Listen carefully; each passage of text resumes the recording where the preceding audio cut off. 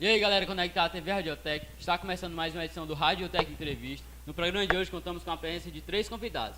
O editor da Parábola Editorial, Marcos Marcionilo, a professora e pesquisadora da Universidade Estadual de Montes Claros e professora residente da Universidade de São Paulo, Socorro Coelho, e Ana Elisa Ribeiro, poeta e pesquisadora e professora do Cefet de Minas.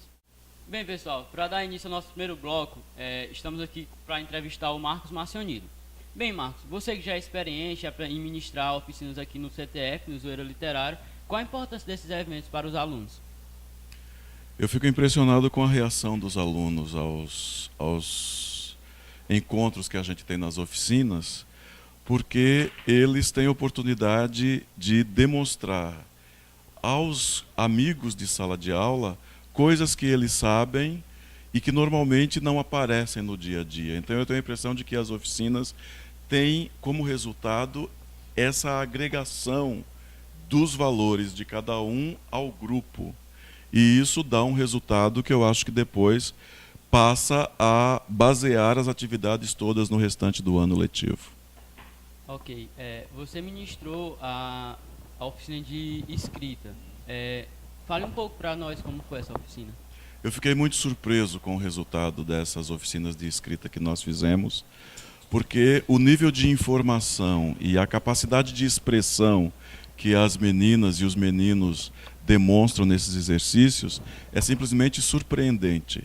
Há construção de texto com grande propriedade e, ao mesmo tempo, a demonstração de informação e a construção de textos com beleza, inclusive.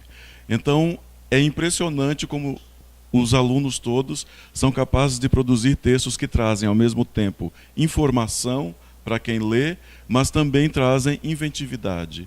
E isso eu acho que é resultado direto das atividades todas que são desenvolvidas aqui. Ok. Você, como editor e tradutor da Parábola Editorial, foi fácil chegar nessa posição, nesse cargo? Sempre foi seu sonho? Eu não sabia direito o que ia ser da minha vida. O meu grande sonho não foi realizado, porque era um sonho religioso.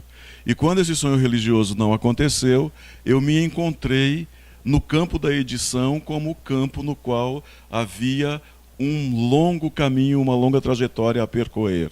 Eu estou nisso já desde os 15 anos e, na verdade, é o lugar no qual eu deveria estar.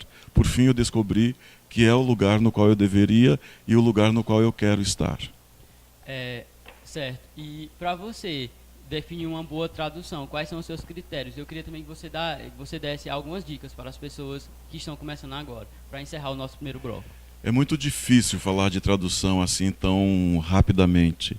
E depois, a depender da área, por exemplo, se você pensar em traduzir poesia, você tem um exercício absolutamente distinto de traduzir um ensaio filosófico, por exemplo.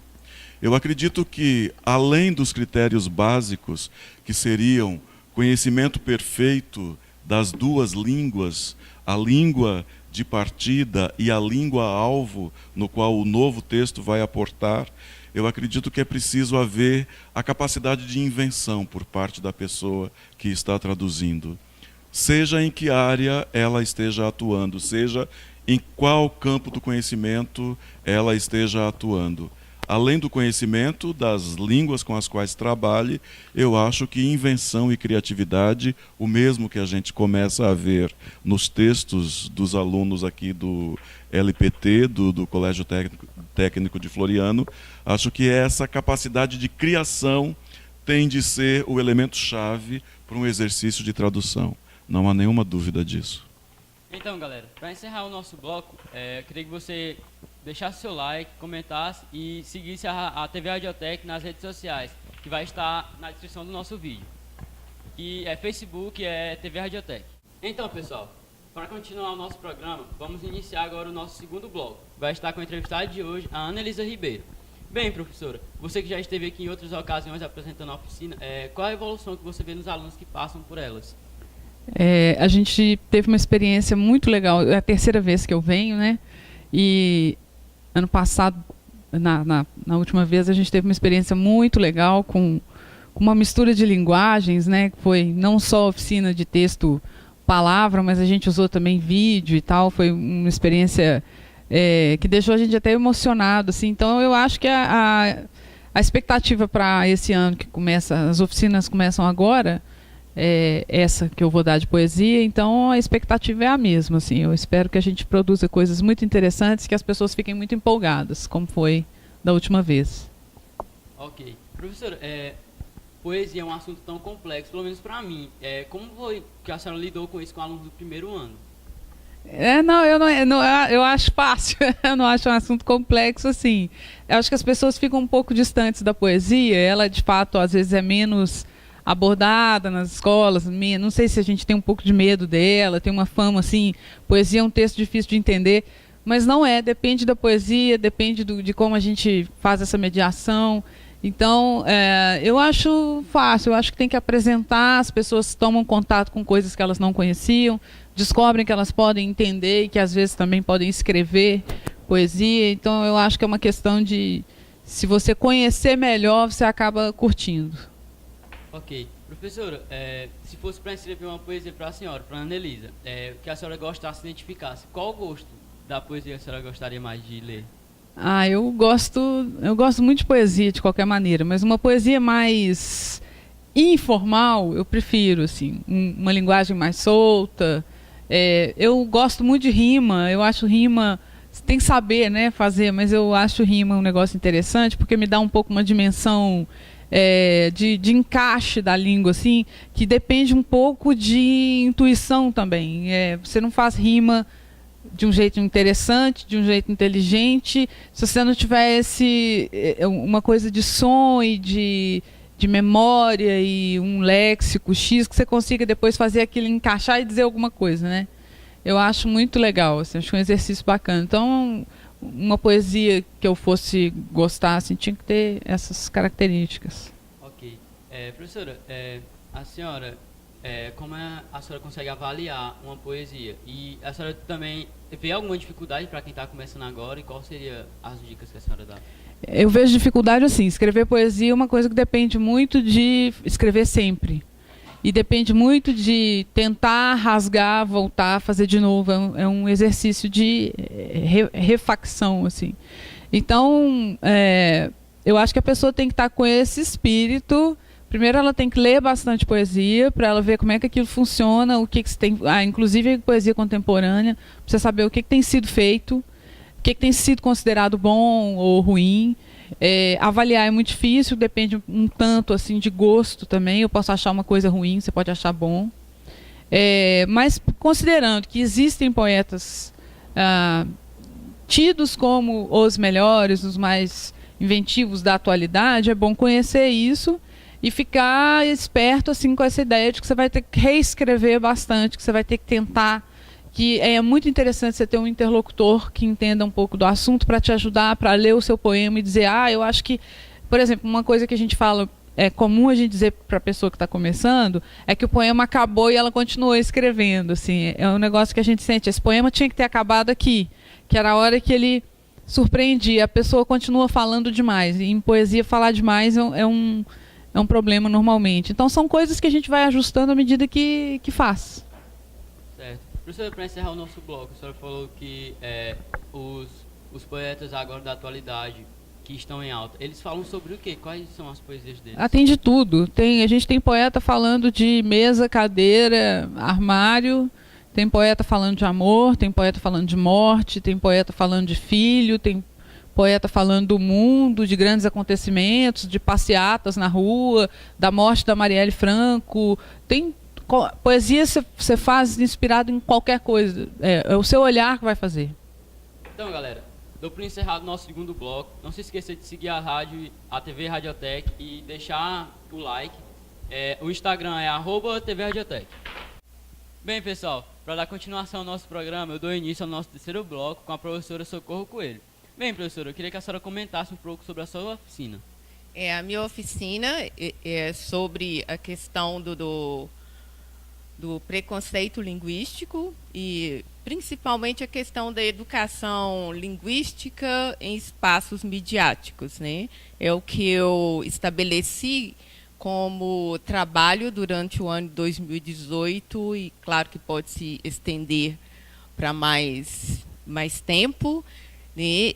Focar na questão da educação linguística, como é que principalmente os jovens, né, eles lidam com a emissão, a recepção, a transmissão do que eles convivem nos espaços midiáticos, né? Como que isso acontece, principalmente em relação à diversidade linguística, né? E eu trabalhei com o primeiro ano do ensino médio, né? E apesar de trabalhar em uma universidade, eu sempre acompanho o que acontece na educação básica, porque eu acredito que isso alimenta o mundo da pesquisa das universidades, né? O que acontece na base, né?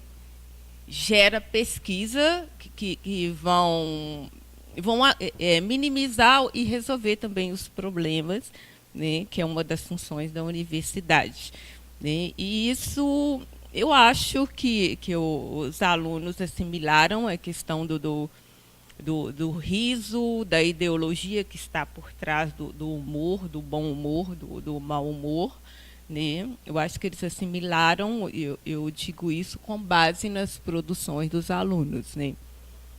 Ok, professora. A senhora acha que falta engajamento dos alunos do ensino médio por gostar de ler mesmo? Porque tem várias pessoas que dizem que têm dificuldade de entender o texto, de interpretá-lo. Não, eu não diria isso, né? Eu acho que os alunos leem, talvez os alunos não façam as leituras que nós esperamos, né?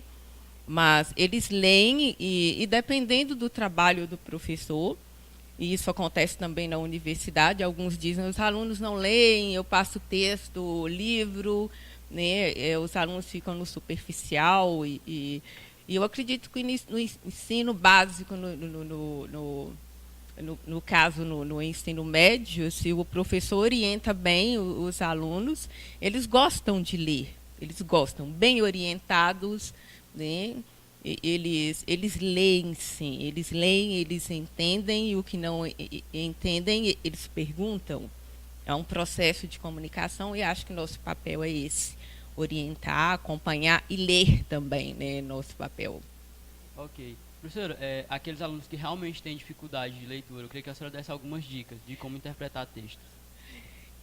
Eu acho que é função do professor verificar aquele aluno que apresenta alguma dificuldade, tanto de leitura como escrita, e é uma das principais funções do professor orientar, ensinar. Eu não abandono essa palavra ensinar, que o professor não ensina, ensina sim, né? Alguns a gente apenas orienta, outros a gente precisa chegar mais perto e ajudar esse aluno no processo do término da alfabetização, mesmo no ensino médio. Se a gente não exercer essa função, nós perdemos um pouco da nossa escolha profissional. Ok. Professora, para você, quais são as maiores dificuldades de ler, de interpretar um texto? Gênero, tamanho ou outra coisa? Eu acho que é a dedicação, né? Se eu tenho dificuldade em determinado tipo, em determinado gênero textual, né? Às vezes nós nos afinizamos mais com um certo gênero textual e aí a dificuldade diminui, né? A dedicação, você não precisa de tanta dedicação. Agora, se você gosta de ler, mas um determinado gênero não te seduz muito, você precisa dedicar mais um pouco. Leitura nunca é demais.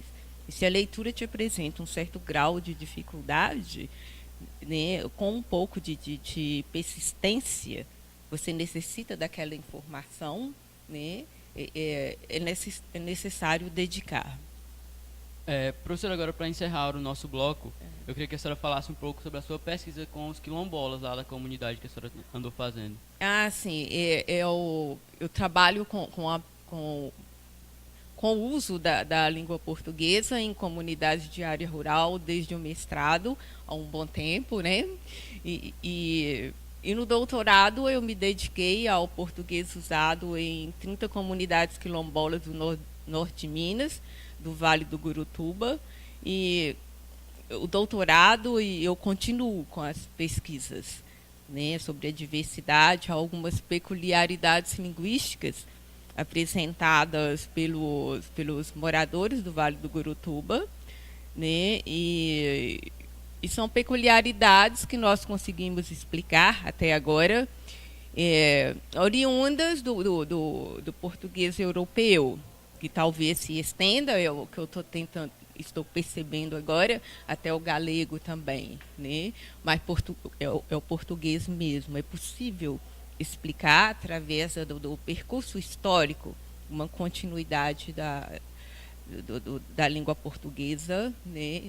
Oriunda de Portugal. Ok. Bem, pessoal, dou por encerrado o nosso terceiro bloco. Não se esqueça de se inscrever no canal e deixe seu like. E siga a TV Radiotech nas redes sociais. Então, galera, para encerrar o nosso programa, eu queria que vocês comentassem sobre a nossa situação atual da política brasileira. Pode influenciar na nossa educação para o futuro? Bem, é uma questão que eu não tenho evitado, mas eu percebo que há a necessidade de um grande cuidado, né? Mas afeta, sim, já vem afetando, e eu acredito que, conforme os noticiários, né, vai afetar mais ainda, né, infelizmente. Eu acho que cabe a nós, enquanto educadores, profissionais da área da educação, que consideramos a educação um pilar para o desenvolvimento tanto do ser humano como do país, né, nós lutarmos por isso, e também a conscientização junto aos alunos, né, alunos da educação básica, e a união entre nós, professores, na conscientização, principalmente neste ano eleitoral. Nós precisamos saber escolher melhor os nossos representantes, aqueles que prometem, mas também já têm uma trajetória de prática na melhoria da educação, tendo como base a questão da educação. Claro, outros aspectos também, saúde, e isso vale, nós precisamos levar em conta. Mas a educação, para mim, é a base de tudo. Toda decisão, ou qualquer decisão que os políticos tomem lá, e de maneira que não nos represente de fato, que é o que acontece muito. Eles fazem coisas que não são exatamente as que uma grande parte da população gostaria de ver, né? Ou de ter acesso e tal. Isso afeta diretamente o que acontece com a gente. Principalmente as pessoas que estão na escola pública, como é o caso de vocês, como é o meu caso, como professora de escola pública. Uma decisão de não haver dinheiro, não haver financiamento e tal, é uma decisão que nos afeta no dia seguinte. Assim, a gente já sente o que vem acontecendo e o que vem piorando. Então, como a Socorro falou, é muito importante a gente escolher bem e ver bem o que vai... o que tem possibilidade de acontecer dependendo dos políticos que a gente puser lá, né? Eu acho que a gente tem que mirar sempre também a educação pública, porque essa é a que é para todo mundo, que é para ser universal, que é para todo mundo ter acesso, todo mundo aprender a ler, escrever, contar, etc., nas boas escolas públicas, né? Eu acho que são essas que a gente precisa mirar e ver o que vai acontecer com elas, com os impostos que a gente paga, que deveriam ir para elas, né? Outro dia tinha uma notícia muito triste aí nos jornais de prefeitos roubando dinheiro de merenda de criança. Assim, não precisa pôr carne, põe ovo, né? E é absolutamente inaceitável uma coisa dessa. Assim. Então, isso são os políticos que estão... né, em que eles estão pensando quando eles fazem isso? Eu ratifico o que Socorro e Ana Elisa disseram e aproveitei a estada aqui por estarmos numa escola pública que tem uma excelente estrutura e que ainda não sofreu de um modo tão evidente as restrições de limitação orçamentária que estão sendo planejadas para as escolas públicas, aproveitei a estada aqui para tentar falar com os alunos e levá-los a ver que o que acontece aqui no Colégio Técnico de Floriano não está absolutamente desligado do que acontece no MEC em Brasília, que é preciso nesse momento todos termos o olhar na educação pública. E sendo professores, sendo alunos, sendo militantes pela causa da educação pública, como é o meu caso, que estejamos todos unidos em defesa do bom que já existe, para que esse bom que ainda existe em pequenas ilhas possa ser a regra nesse país.